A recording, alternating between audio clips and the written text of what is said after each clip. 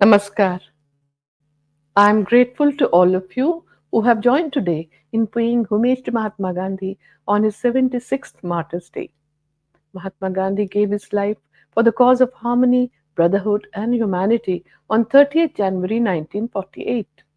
It indeed was tragic that a saint of universal peace and nonviolence fell a victim to violence, and his sacrifices will never be forgotten.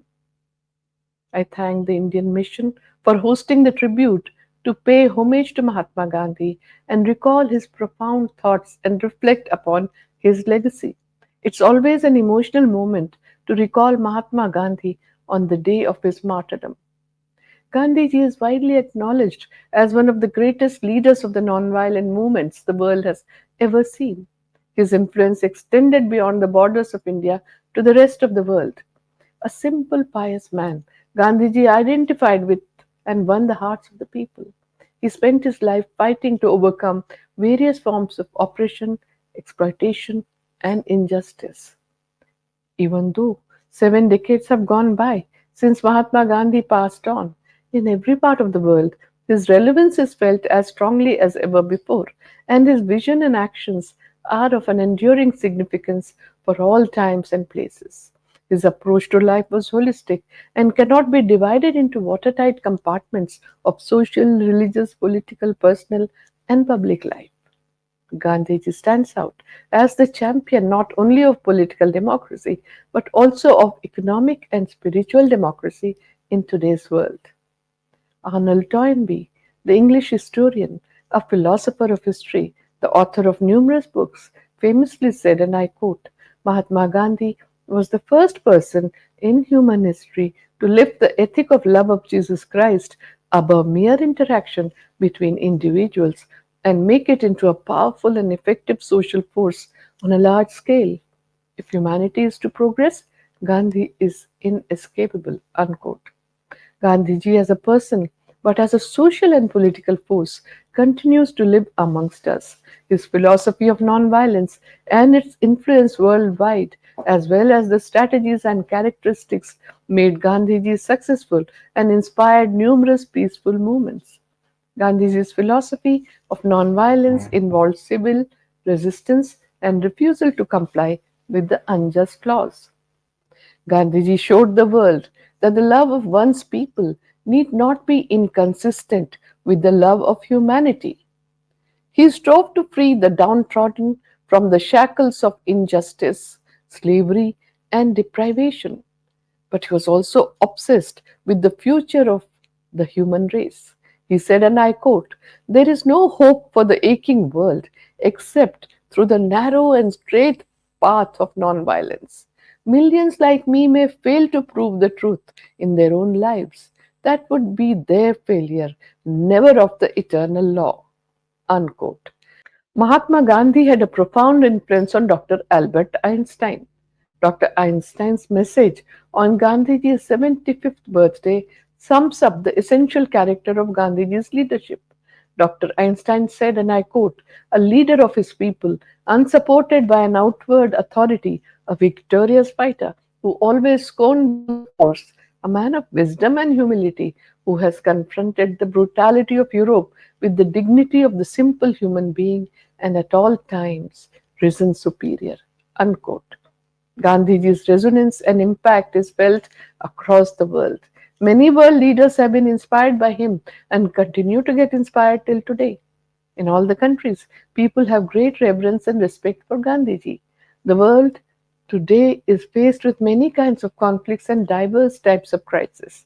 We see Mahatma Gandhi's emphasis on universal brotherhood and peaceful coexistence having an all time relevance. His teachings are therefore the most upheld principles. In fact, a true testimony of Gandhiji's teaching lies in the fact that mere good ends do not justify bad means. Today in the world, the emphasis is on human dignity and upholding the values of natural justice. There would be no better tribute to Mahatma Gandhi than to rededicate ourselves towards the cause of peace and mutual tolerance. Nonviolence and the message of peace is a familiar word among the world leaders to settle any dispute. It goes without saying that it is never possible to evaluate how much India and the world owes to Mahatma Gandhi. For Gandhiji, peace was not an end by itself. Rather, it was only a sort of means to ensure better welfare for the mankind. Mahatma Gandhi's lifelong quest was in the pursuit of truth. In fact, he even had said, and I quote, truthfulness is more important than peacefulness. Unquote. Non cooperation was one of Gandhiji's methods for achieving justice. Freedom and justice were supreme for Mahatma Gandhi. The supreme values of ahimsa and compassion were the basis of Gandhiji's philosophy. Practically, he desired solutions for all problems through the means of nonviolence and truth. His ideas based on nonviolence are entirely important in the world. They are completely relevant today and will remain so in the future as well. Gandhiji said, and I quote, the very first step in nonviolence is that we cultivate in our daily life, as between ourselves, truthfulness, humility, tolerance, and loving kindness. Unquote. He demonstrated that peace and nonviolence are the two pillars of any peace process that upholds the humanity. These two are inseparable. He said that for bringing full solutions, the means have to be nonviolent. For any protest to settle a dispute through satyagraha. His entire life story is about action, to bring about positive changes. He both succeeded and failed in what he sought to do, but he always moved forward and he never gave up the quest for improvement, both social and spiritual, and both for individuals and for the nation as a whole. Today, Gandhiji is remembered not only as a political leader but as a moralist who appealed to the universal conscience of mankind. There is a galaxy of men, women, and children in different parts of the world who have taken a leaf from Gandhiji to fashion their initiatives for ensuring peace, nonviolence, justice, and for fighting discrimination. Gandhiji believed that moral degeneration is the root cause of all evils, including conflicts. This explains his lifelong crusade of attainment of moral values such as truthfulness, nonviolence, purity of means, love, self control, forgiveness, respect, friendliness, compassion, mercy, etc. His message resounds with people of all faiths worldwide, as he is the spiritual and political leader of one of the world's most profound and complex cultural traditions. His ethical leadership accomplished what was thought to be impossible by many. According to Parallel Nair, Gandhiji's private secretary for a long time, what made Gandhiji almost unique among leaders of men was his capacity to harmonize widely different points of views so that they become contributory to the examination of the common goal. An outstanding instance of this was the way in which he dealt with his colleagues who differed from him. While holding to his own principle, he allowed his colleagues full scope to serve the country according to their light. Because of this, not only the most intimate relations continued between them, but also those who differed from him ultimately came around and worked under his leadership. He taught that ethical conduct is a continuum along which it is impossible to divide means from ends. He had said, and I quote, we who seek justice will have to do justice to others. Unquote. The prime component of Gandhiji's leadership was his elevated vision that humans, the highest manifestation of God's creation, can and would live in harmony and peace, firmly adhering to truth. He never considered himself infallible. Gandhiji called himself a practical idealist who began every action with himself. He realized that actual conduct was far superior to preaching about conduct. He walked the talk. Gandhiji's life was an epic experiment in principled living. Whereas most sincere thinking people contemplate adherence to principle only to conclude that the realities of modern life make living strictly according to the principle impossible or at least impractical. Gandhiji went ahead and tried. That he succeeded to such an impressive degree is in part a testament to the strength of his determined will and in part the result of his clear conception of a set of worthwhile principles. But Gandhiji also succeeded because he managed the application of principles with a pragmatic eye towards the dynamic, fluid nature of the day to day. He had the ability to view human beings as human beings without attaching any labels. Whenever people used to come to meet him, the respect that he showered on them made them feel that Gandhiji poured himself into their hearts. He became one with them. His faith was in the oneness of God's creation. He did not harbor hatred, ill will, or bitterness towards others and believed in absolute oneness of human beings with God. One of the qualities that distinguished him was his unique outlook about work. Within him, too, there could have been distinctions of work, like less important work, work of more importance, etc. But with work, too, there is consistency. He used to consider each task to be God given task, a gift from God, and as it was all God given, he could see equal importance in everything and did it with equal reverence. This spirituality gave depth to all his work. He had the ability of looking at the system, at tradition, as being apart from the individual.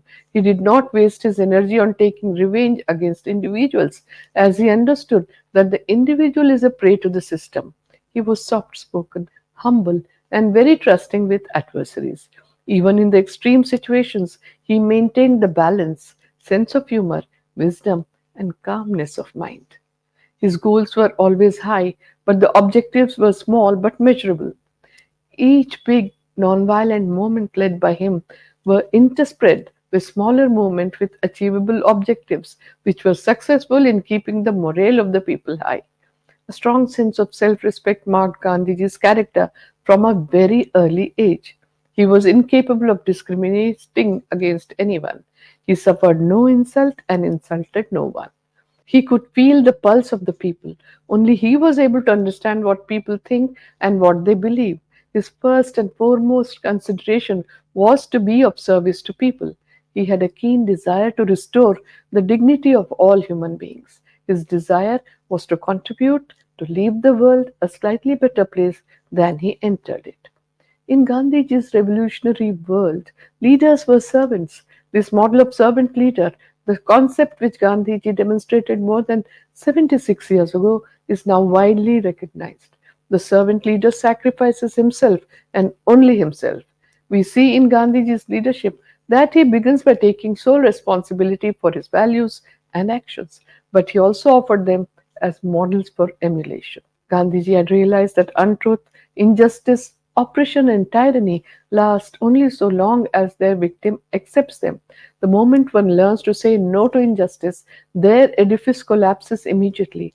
This was true for the political, the economic, and the social order. At every step, he practiced voluntary self control through self examination, self reflection, and self purification. He constantly kept examining himself. He was not divine, nor was he gifted with a superior intellect. He was an ordinary person, and like any ordinary persons, he stumbled in the course of the journey. What was uncommon in him was that he learned from every wrong step. Gandhiji was a person who was setting up new standards in society, and that is why he spread such traditions. His leadership could be seen in such measures too. Gandhiji was eternally vigilant. Most of his life, except towards the end, he had total control over his sleep and used to work for 18 hours a day. He always talked about the importance of doing things in a well thought out and well organized manner. He lacked laziness, which is also of advantage in leadership. But from that wakefulness, what really developed was his role as the conscience keeper of the country. Mahatma Gandhi firmly believed that it was possible to imbibe the personal virtues as societal values in the society. Someone is truthful, someone is courageous, someone is honest, someone is fearless. These are individual qualities. Gandhiji was interested in ensuring that these become widespread in society. He used to remain positive under all circumstances, and that was his main trait. He had faced many challenges in his life, and there are many instances of his habit of not giving up in the face of difficulties and obstacles. He was very particular about doing the right thing at the right time. The implication of the word trustee became clear to Gandhiji in the light of his attempt to understand the meaning of non possession. Aparigraha. He developed it into the principle of trusteeship. He advised rich persons to act as trustees for the poor of what they accumulated. He implored people to be ethical, honest, lead a simple life, and serve the people. Gandhiji had a straightforward answer to greed and said, And I quote, take only what is necessary to satisfy the needs customary in your society, then spend the rest for social service, thereby becoming a trustee of common good. Unquote. He desired purity of means not only among individuals, society, and religion, but also in the political realm.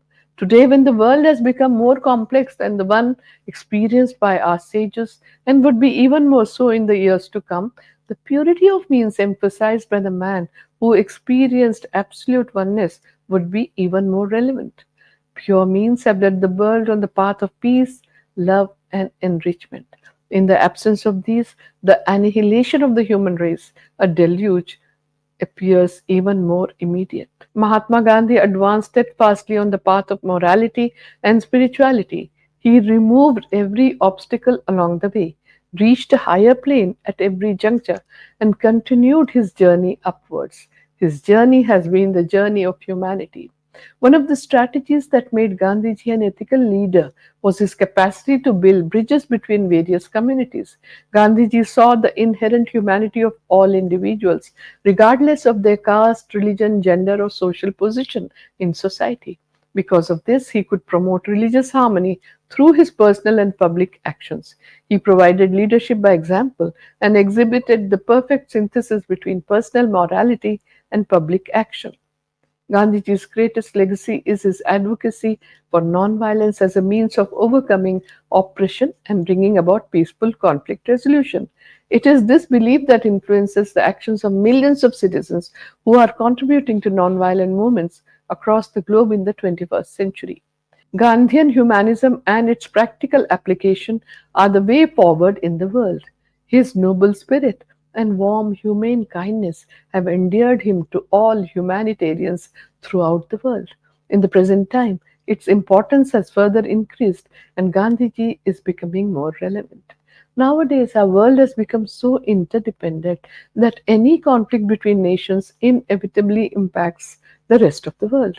The only way for establishing peace in the world is through nonviolence. We need to develop a sense of solidarity among ourselves by considering other human beings as our brothers and sisters, as part of one family. Gandhiji's ideas of nonviolence was to live and help others to live. Helping others to live with mutual respect should become the foundation of our life. Gandhiji stood for the right to freedom, right to dignity and equality, and the right to freedom from bondage, poverty, untouchability, and discrimination. All these are the essence of his approach towards humanity. Mahatma Gandhi had said, and I quote, when I despair, I remember that all through history, the ways of truth and love have always won. There have been tyrants and murderers, and for a time they can seem invincible, but in the end they always fall. Think of it always. Unquote. Today, humankind is reeling under various kinds of social tensions and imbalances, disturbing his peace. In such a scenario, Gandhiji's words to believe in the possibility of permanent peace are prophetic. When peace and harmony become the main cause of every kind of service rendered to the nation and its people, it becomes a service to God. We have a unique opportunity to take the lead and open a new page in human history by learning from Gandhiji to address the global challenges. It is because our own human existence is so dependent on the help of others that our need for love and compassion lays at the very foundation of our existence. Therefore, we need a genuine sense of responsibility and a sincere concern for the welfare of others. On 30th January 1947, a year before Gandhiji was assassinated, he had said on many occasions to his associates, and I quote, if I get bedridden due to some disease and die, tell the world that I was not a Mahatma. But if I am on my way to the prayer and someone shoots me, and if I face the bullets on my chest with Rama's name on my lip and bear no grudge against the person who indulged in violence, then tell the world that I was a true devotee of God. Unquote. In his prayer discourse that Gandhiji gave on his last birthday, 2nd October 1947, he had said, and I quote, there was a time when I wanted to live for 125 years, but I do not desire to live to be 100 or even 90. I have lived for 78 to 79 years, and that is enough for me. Unquote. Perhaps he had a premonition when, even 2 days before his assassination, Gandhiji said in his prayer speech, and I quote, "If I am to die by the bullet of a madman, I must do so smiling. God must be in my heart and on my lip. And if anything happens, you are not to shed a single tear." Unquote. The heart that bled at the sight of the misery of others was bled to death on 30th January 1948, with the three death dealing slugs buried deep in it. India lost her soul, but his spirit lives on, and that spirit will continue to live among us as it carries in its chapters the mild but unassailable truth that peace is a positive force and that it can still move the human race away from darkness towards light. Mahatma Gandhi had declared, and I quote, "Am I going to be silenced after my death? I will proclaim my faith even in death and speak from the grave." Unquote. What was this faith that he wanted to proclaim from his grave? It was faith in truth, that was God. It was faith in the goodness of all, as all are capable of truth. It was faith in the goodness of mankind. It was faith that despite the falls and upheavals, humanity would move towards goodness, because truth, that is God, is only interested in the welfare of its creation. I once again take this opportunity to thank the Indian Mission for remembering Mahatma Gandhi on this Martyrs' Day. My special thanks are to all of you who have joined me online. Namaskar.